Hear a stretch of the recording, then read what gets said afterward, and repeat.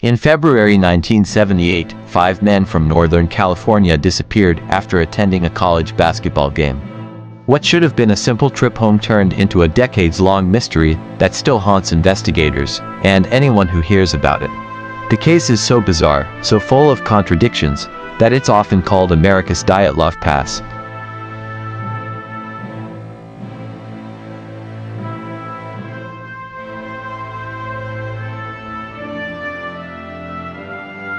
On February 24, 1978, the 5 friends drove Jack Madruga's 1969 Mercury Montego to Chico, California, about 50 miles from Yuba City, to watch a college basketball game. They were excited for their own Special Olympics game the next day, but after the game, they never came home. 4 days later, the Mercury Montego was found abandoned on a remote mountain road in Plumas National Forest. Snow-covered, no signs of struggle, and weirdest of all, the car started just fine. The terrain was rough, steep, and isolated. None of the families could understand why the boys would drive 70 miles in the opposite direction from home, and into the mountains, at midnight, with no jackets, no supplies, and no warning. Weeks passed. Snowstorms buried the trails. And for months, there were no answers. Then, in June the thaw came, and so did the bodies. Ted Wyher's remains were found inside a Forest Service trailer 20 miles from the car. He had broken in. He had wrapped himself in sheets.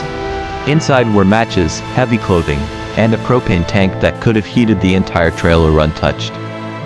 There were signs he lived for up to 13 weeks. His beard had grown, his feet were severely frostbitten. But he never lit the heater, and he never used the food stockpile in the shed outside. Jack Madruga and Bill Sterling were found 11 miles from the car, frozen to death in the woods. Jack Hoot was found even deeper in the forest, but Gary Mathias, he was never found. All that remained were his sneakers, inside the trailer. So what happened?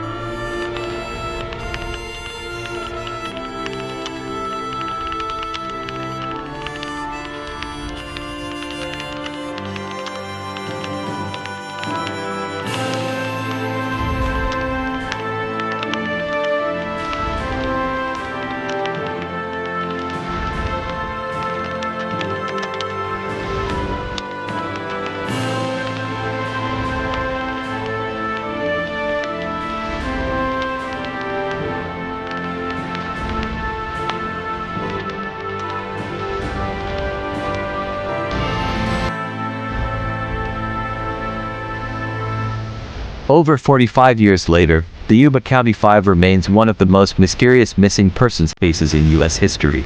The surviving families still don't have answers.